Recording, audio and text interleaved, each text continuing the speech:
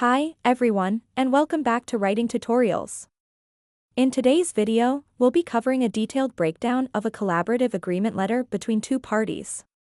An agreement letter is often used in business partnerships to formalize the responsibilities, expectations, and mutual commitments of each party. This helps ensure that both sides understand their roles and are clear on how they'll work together. Our example letter is a collaborative agreement between two companies, Global Solutions LLC and Visionary Marketing Incorporated. Let's go through each part of this letter step by step so you'll understand exactly what to include and how to write each section effectively. Let's jump right in. Header section, identifying the parties. To start, the letter begins with identifying information about both parties. In our example, we have Global Solutions LLC and Visionary Marketing Incorporated, and we've included each company's official address. Starting with this information is key because it sets up who is involved in the agreement right from the beginning. It's a formal way of confirming the legal entities, which will help in making the document more organized and transparent. For your own agreement letter, be sure to include the full, legal names of the parties, along with their addresses, as this helps eliminate any ambiguity. After listing the names and addresses, we include the date of the agreement, which is November 15, 2024. Including the date is crucial because it sets the timeline for when the agreement is effective.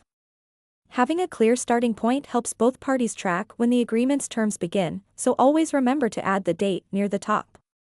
Title of the agreement, Agreement for Collaboration. Next, we have the title of the agreement. In this case, it's simply titled Agreement for Collaboration. Choosing a title is actually an important step, as it gives the agreement a clear identity and purpose. A title like this one makes it clear that the letter is about a joint effort rather than, say, a sales or purchase agreement. If you're drafting an agreement like this, choose a title that reflects the purpose of the partnership, so both parties know what to expect. Opening statement, setting the terms and purpose. In the opening statement, we introduce the main terms of the agreement by specifying who is involved and giving each party a clear label. Here's how it's written. This agreement is entered into on November 15, 2024, by and between Global Solutions LLC, with principal offices located at 123 Innovation Drive, Austin, Texas, 78701, hereinafter referred to as Apartia, and Visionary Marketing Incorporated, with principal offices located at 456 Market Street, San Francisco, California, 94103, hereinafter referred to as Aparti B. This language may feel a bit formal, but it's necessary in agreements to avoid confusion. The terms Party A and Party B are set so that we don't have to repeatedly use the full company names throughout the document.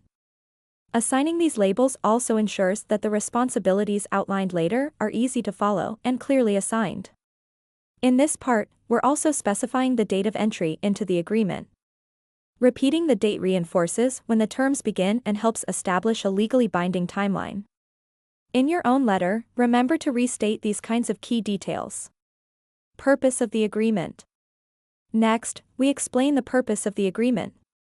The example states, the purpose of this agreement is to formalize the collaborative efforts between Party A and Party B on the development and marketing of a new digital platform for client engagement, the project. Both parties agree to share resources, expertise, and knowledge to achieve mutual goals outlined in this agreement. This paragraph is extremely important because it defines exactly why both parties are coming together. Here, we see that the collaboration is focused on developing and marketing a digital platform for client engagement. This information helps make sure that everyone is on the same page from the very beginning. When you're writing this part, try to be as clear and specific as possible. Describe the project or goals you're working toward, and mention how both sides will contribute. This will set the tone for the entire agreement and help prevent misunderstandings down the road. Terms and conditions, outlining responsibilities. Now we move into the main body, which is the terms and conditions section. This is where each party's roles and responsibilities are outlined in more detail. 1. Responsibilities of Party A. The agreement states, Party A shall be responsible for the technical development, management, and maintenance of the digital platform. This includes providing the necessary software, technical support, and updates to ensure the functionality of the platform. Here, we're clearly defining what Party A, Global Solutions LLC, will be handling. They're responsible for the technical side of the project, including software, support, and updates. Breaking down responsibilities in this way makes it very clear what each party is expected to contribute. If you're writing a similar agreement, make sure to specify each party's duties in separate points or bullet points, like we're doing here. This makes it easy to understand and eliminates any confusion about who is doing what.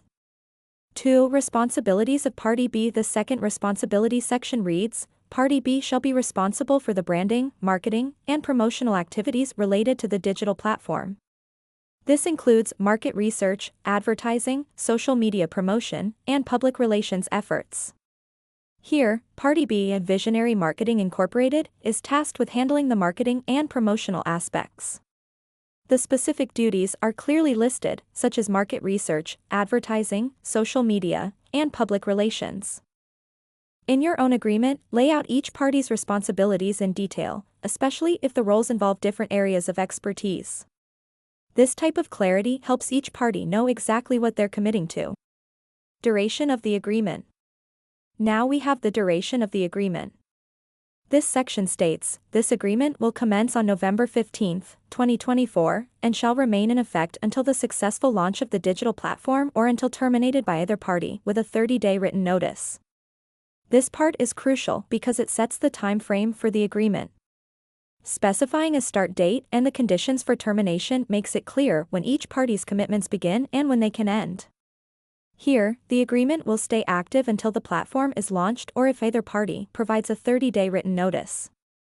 When you're drafting this section, outline the length of the collaboration and mention any notice period if a party wishes to terminate the agreement. Financial arrangements. Now we have financial arrangements, which cover how costs and revenue will be shared. The example reads, both parties agreed to equally share any costs and revenues generated from the project, unless otherwise specified in writing and signed by both parties. Here, it's stated that costs and revenues will be split equally.